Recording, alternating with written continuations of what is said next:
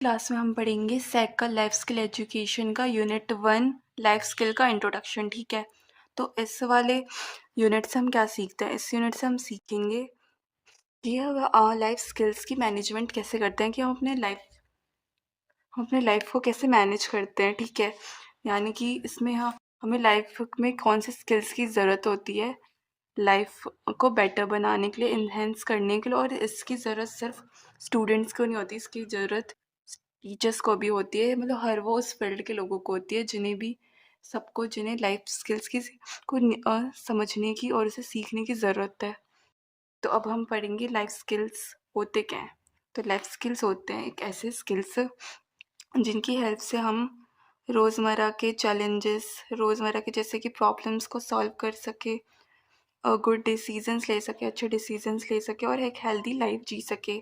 So life skills are the abilities that help us to handle everyday problems, challenges, make good decisions and lead to a healthy balanced life. What are the basic life skills? सो ये क्या होते हैं? ये everyday abilities होते हैं, skills होते हैं जो कि हेल्प करते हैं पर्सनल और सोशल सिचुएशन से कॉप अप करने के लिए, उसे कैसे हैंडल करना है। तो ये हमें लाइफ स्किल सिखाता है। और होते कौन कौन से तरीके के लाइफ स्किल्स है, जैसे कि सेल्फ अवेयरनेस हो गया, कम्युनिकेशन हो गया, डिसीजन मेकिंग हो गया, इमोशनल मैनेजमेंट हो गया, प्रॉब्लम सॉल्व प्रॉब्लम सॉल्विंग हो गया। यहाँ पे सेविंग लिखा हुआ है जो कि प्रॉब्लम सॉल्विंग है, सेविंग नहीं है। ठीक है, तो हम क्या पढ़ेंगे? बेसिकली हमें पढ़ना है लाइफ स्किल्स। ये हेल्प करता है लाइफ को ईजियर बनाने में,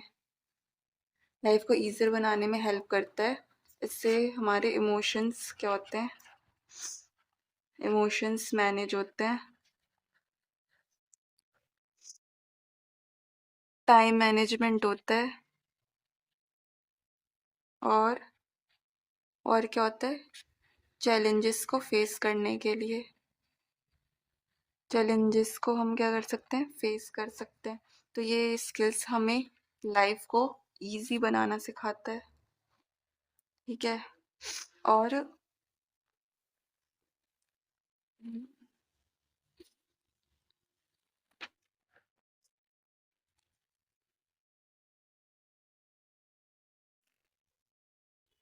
इसमें पहला सेल्फ अवेयरनेस। तो सेल्फ अवेयरनेस का मतलब क्या होता है? सेल्फ अवेयरनेस का मतलब होता है खुद की स्ट्रेंथ जानना, खुद का वीकनेस जानना, खुद का फीलिंग्स जानना, कि मतलब किसी की कमज़ोरी क्या है, किसी की स्ट्रेंथ क्या है। जैसे कि मान लो, जैसे कि तुम में से किसी का स्ट्रेंथ होगा कि you are a good listener, है ना, या तो फिर कोई राइटर है, कोई कुछ है। किसी का वीकनेस क्या है कि किसी को मान लो किसी की कम्युनिकेशन स्किल्स अच्छी नहीं है, तो उसका वीकनेस हो गया।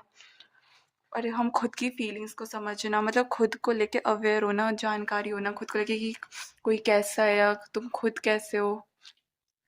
और एक होता है डिसीजन मेकिंग, यानी कि डिसीजंस कैसे लेते हो। जैसे कि मान लो कोई कोई बहुत ओवर थिंकिंग करके डिसीजन लेता है, तो कोई तुरंत डिसीजन ले लेता है। सबका अलग अलग तरीका होता है डिसीजंस लेने का, और जिससे वो एक बेस्ट ऑप्शन चुनता है। और जैसे कंपेयर करके कि इसके प्रॉस क्या हो सकते हैं, इसके कॉन्स क्या हो सकते हैं, कि फ़ायदे क्या होंगे या फिर नुकसान क्या होंगे। और जैसे कि प्रॉब्लम सॉल्विंग क्या हो गया, जैसे कि प्रॉब्लम का कैसे तुम सॉल्यूशन फाइंड करते हो किसी सिचुएशंस में। ऑब्स्टेकल्स हो गए, किसी को कोई प्रॉब्लम आ गई तो वो सोचता है कि इसे कैसे सॉल्व करूँ ज़रा, और ईजियर वे निकालता है और फिर उसी पे वर्कआउट करता है प्रॉब्लम्स पे अपने। और सबसे इम्पॉर्टेंट होता है कम्युनिकेशन। कम्युनिकेशन स्किल सबसे ज़्यादा better life skill enhancement skill होती है, जो कि खुद को अच्छे से ईजिली एक्सप्रेस कर पाना, और खुद को सुनना, दूसरों की सुनना, फिर उस पर रिएक्ट करना, उस पे और अच्छे तरीके से, यानी कि किसी को अपने बातें को एक्सप्रेस कर पाना। जैसे कि मान लो कोई एक्सट्रोवर्ट है, वो अपने आप को ज़्यादा अच्छे से एक्सप्रेस कर पाता है, ज़्यादा अच्छे से अपने व्यूज़ को, अपने थॉट्स को शेयर कर पाता है देन इंट्रोवर्ट से। इंट्रो जो इंट्रोवर्ट होता है वो सेल्फ सेंटर्ड होता है, तो वो उतना कर नहीं पाता। तो मतलब वो भी होते हैं, उनका भी एक ग्रुप होता है, वो अपने ग्रुप में ही वो क्या होता है, अपने ग्रुप में ही वो बात करना पसंद करते हैं, चीज़ें शेयर करना पसंद करते हैं। तो कम्युनिकेशन स्किल सभी के लिए इंपॉर्टेंट हो, चाहे वो एक्सट्रोवर्ट हो, इंट्रोवर्ट, कोई भी हो। तो ये एक्सप्रेस करने के लिए बहुत ज़रूरी होता है। तो लाइफ स्किल्स में क्या होता है, लाइफ स्किल्स में डिस सेल्फ अवेयर होना बहुत ज़रूरी होता है, और प्रॉब्लम सॉल्विंग आना चाहिए।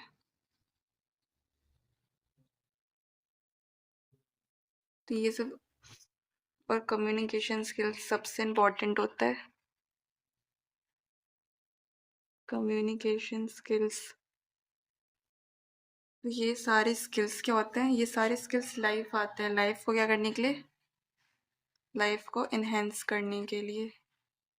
ठीक है, तो ये सारे स्किल्स होते हैं लाइफ को इन्हेंस करने के लिए। तो एक बार दोबारा बता देते हैं कि लाइफ स्किल्स क्या होते हैं। लाइफ स्किल्स वैसे स्किल्स होते हैं जो कि लाइफ को ईजी बनाते हैं, जैसे कि हमें कोई प्रॉब्लम आए तो चैलेंजेस को फेस करने के लिए।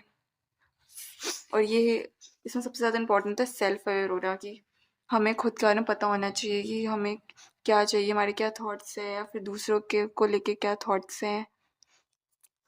प्रॉब्लम सॉल्विंग आना चाहिए। Communication skills very important. Emotions manage करना आना चाहिए, खुद के इमोशंस पे हावी नहीं होना। टाइम मैनेजमेंट, ये सारे लाइफ स्किल्स हैं।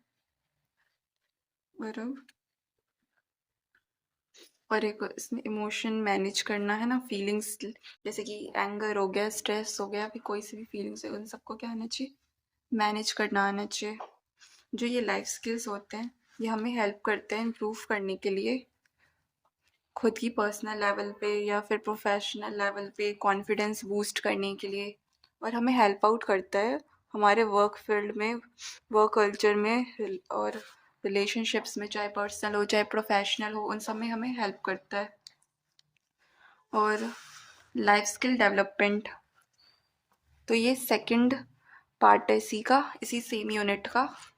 तो नेशनल पर्सपेक्टिव पे, तो नेशनल पर्सपेक्टिव पे क्या होगा लाइफ स्किल का डेवलप करना, यानी कि इसका मतलब है कि जैसे कि मान लो कोई कंट्री है, वो कैसे अपने अपने लाइफ स्किल को प्रमोट करेगा। जैसे मान लो खुद ही, जैसे कि कोई सी भी कंट्री है, फिर हमारी कंट्री है, वो कैसे कैसे अपनी लाइफ स्किल्स को बिल्डअप करेगा।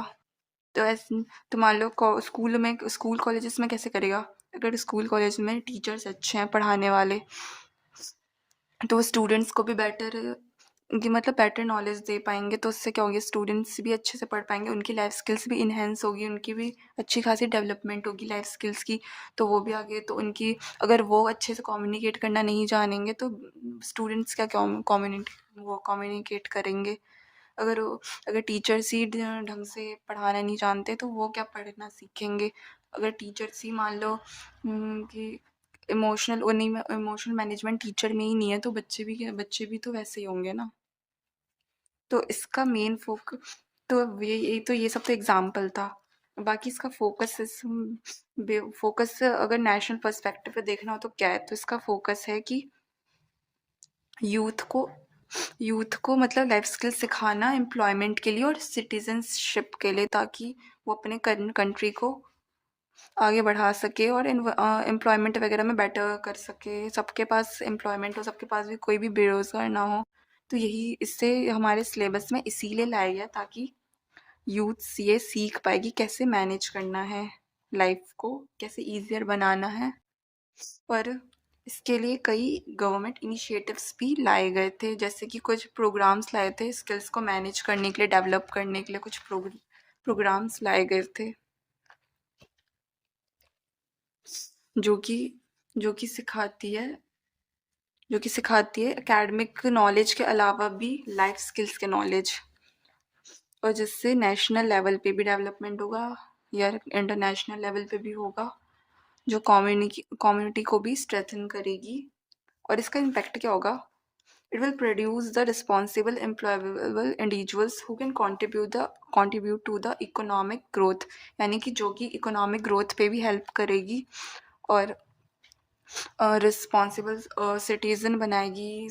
और एम्प्लॉयज़ वगैरह हो गए, तो एम्प्लॉयमेंट में सारे के सारे रिस्पॉन्सिबल एम्प्लॉयज़ होगी, जिससे इकोनॉमिक ग्रोथ होगी, यानी कि अब सब मिलके अच्छा करेंगे, चाहे एम्प्लॉयज़ हो, चाहे कोई भी हो, चाहे सारे लाइफ स्किल्स मिलके इन्हेंस करेंगे, अच्छा करेंगे, तो उससे सिर्फ सिर्फ उसी ऑर्गेनाइजेशन या फिर उस कंपनी या फिर उस प्लेस की सिर्फ ग्रोथ नहीं होगी, उस पूरे कंट्री लेवल पे, नेशनल लेवल पे ग्रोथ होगा। तो लाइफ स्किल्स से ये भी बहुत इम्पॉर्टेंट है कि लाइक इकोनॉमिक ग्रोथ होना। तो लाइफ स्किल्स में क्या है, एक इम्पॉर्टेंट चीज़ ये भी आ गई, क्या हो गई, इकोनॉमिक का भी ग्रोथ हो रहा, इकोनॉमिक का भी क्या हो रहा है, ग्रोथ हो रहा है।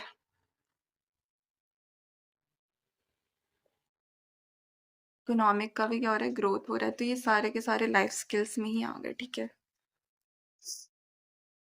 और अब यूनिवर्सल ह्यूमन वैल्यूज़ क्या होते हैं, तो they are the core values that guide the ethical behaviour and interpersonal relations accepted world widely, ठीक है। तो यूनिवर्सल ह्यूमन वैल्यूज़ एक ऐसे वैल्यूज़ होते हैं जो कि काफ़ी इंपॉर्टेंट और कोर वैल्यूज़ होते हैं, जो कि सभी को पता होने चाहिए, जो कि बिहेवियर, एथिकल बिहेवियर सिखाता है, पर्सनल लेवल पे, इंटरपर्सनल रिलेशंस के लिए, इन रिलेशनशिप्स वगैरह के लिए। जैसे कि मतलब जो सभी ह्यूमंस को पता होना चाहिए कि क्या वैल्यूज़ है, अगर वो है लाइफ में या मतलब इस वर्ल्ड में, तो उसके क्या वैल्यूज़ है, उसे यूनिवर्सल लेवल पे पता होना चाहिए कि कि कौन से मतलब वैल्यूज़ होते हैं, कौन से क्या इमोशंस होते हैं, और वैल्यूज़ होते क्या क्या है। ट्रुथ हो गया, लव हो गया, नॉन वायलेंस हो गया, पीस हो गया, कंपैशन हो गया, ग्रैटिट्यूड हो गया, पेशेंस हो गया, टॉलरेंस हो गया, ठीक है। तो एक सेकेंड, ठीक है, यूनिवर्सल ह्यूमन ह्यूमन वैल्यूज, ठीक है।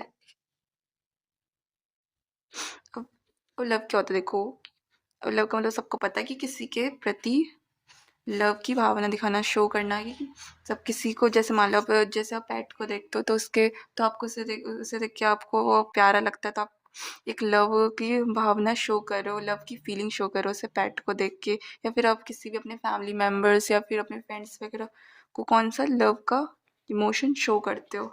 तो ये भी एक ह्यूमन वैल्यूज़ में ही आता है। और एम्पथी, जैसे किसी को प्रॉब्लम में देख के, किसी को मुसीबत में देख के अब उसके लिए एम्पैथेटिक होते हो, यानी कि आप एम्पैथी शो करते हो, आपको उसके लिए बुरा लगता है कि इसके साथ तो बुरा हो गया।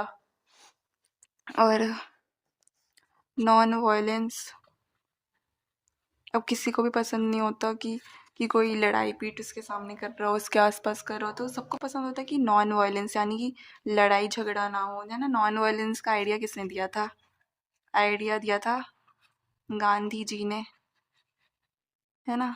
महात्मा गांधी जी ने आइडिया दिया था नॉन वायलेंस का।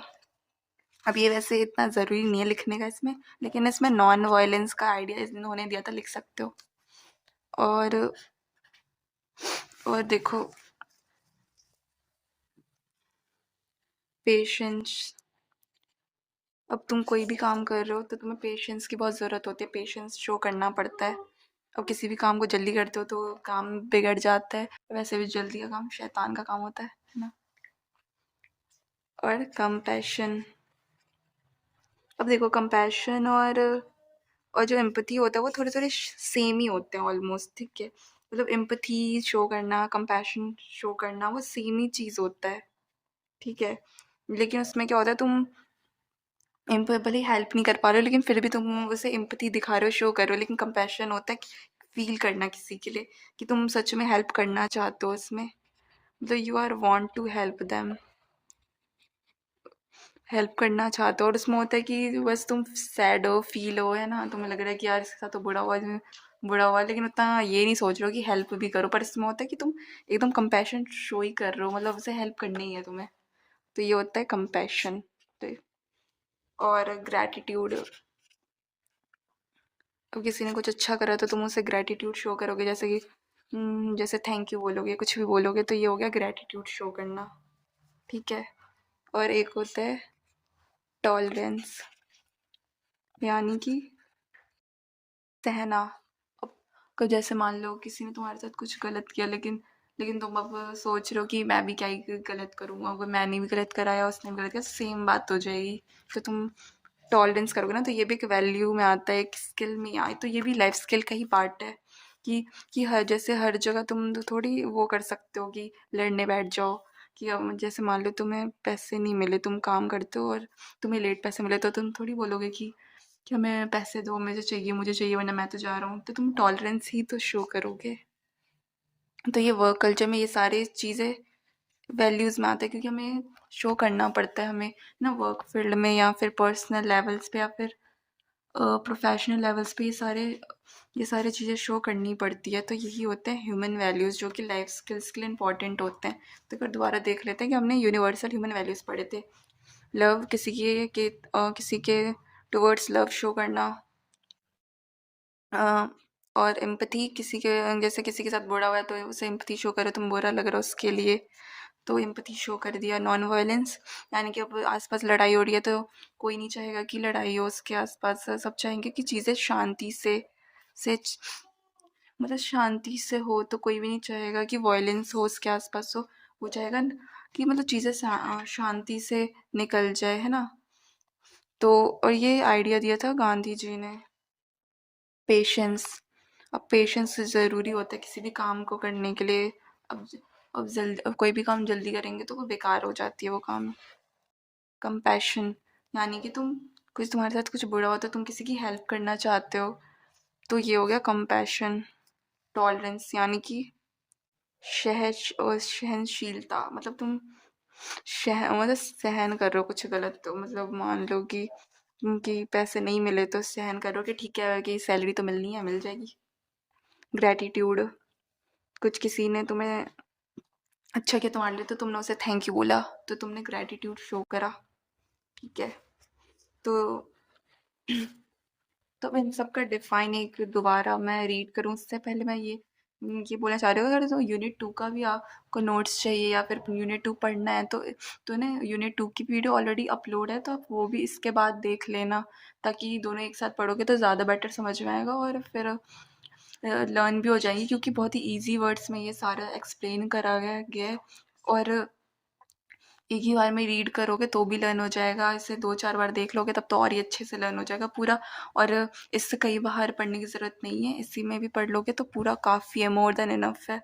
बस तुम ना जो मैं बोल रही हूँ उससे ही सुनो और उससे ही एक्सप्लेन कर देना, और इसमें नोट्स ईजी हैं तो एक बार में पढ़ोगे तो कॉन्सेप्ट क्लियर हो जाएंगे, ताकि चीज़ें पता चल जाएंगी कि क्या चीज़ें क्या होती हैं। और ऐसे और आंसर भी ऐसे लिख सकते हो, जैसे कि ये जो जैसे मान लो तुमने ये बना दिया, ये फ्लो चार्ट टाइप का बना दिया, या फिर ऐसा टेबल टाइप का कुछ भी बना दिया, ऐसा कि क्या इसके ये टाइप्स होते हैं, इसके अंदर ये चीज़ें आती हैं, ये सब चीज़ें आती हैं, तो ये सब बता दिया। अब तो चलो अब पॉइंट्स देख लेते हैं इसके जो हमें एक्सप्लेन करने थे। सो लव तो बता ही दिया था, caring for others and their well being unconditionally. ठीक है। तो यानी कि किसी के लिए केयर करना, किसी के लिए वेलबींग शो करना, मतलब अनकंडीशनली किसी के लिए तो प्यार शो करना। ठीक है। किसी पेट की थ्रू की तरफ शो करना, या फिर अपने घर के लोगों के लिए शेयर मतलब के लिए शो करना, या फिर मान लो किसी भी के लिए भी शो कर रहे हो, तो ये हो गया लव। ठीक है। कंपैशन, किसी की तरफ एम्पैथी फीलिंग करना, and wanting to help suffering people, मतलब किसी की सफरिंग पीपल की हेल्प करना चाहते हो, तो कंपैशन हो गया। और ट्रुथ, यानी कि honesty in thoughts words and actions, यानी कि अब देखो अब कोई भी नहीं चाहेगा कि कोई किसी झूठे बंदे से बात करे, तो ये भी लाइफ स्किल में आता है कि कोई मतलब जो भी एम्प्लॉयज़ काम करते हैं किसी के, या फिर किसी भी जगह कोई है, या मान लो कहीं स्कूल के में जो स्टूडेंट्स है, या फिर जो टीचर्स पढ़ाते हैं वो अच्छे हो, यानी कि वो सच बोलते हो या ऑनेस्ट हो थोड़े, है ना। अब जो ऑनेस्ट लोग होते हैं वही तो अच्छे से काम करते हैं, वरना तो जो अगर ऑनेस्ट नहीं होंगे तो वो तो कम भाग जाएंगे।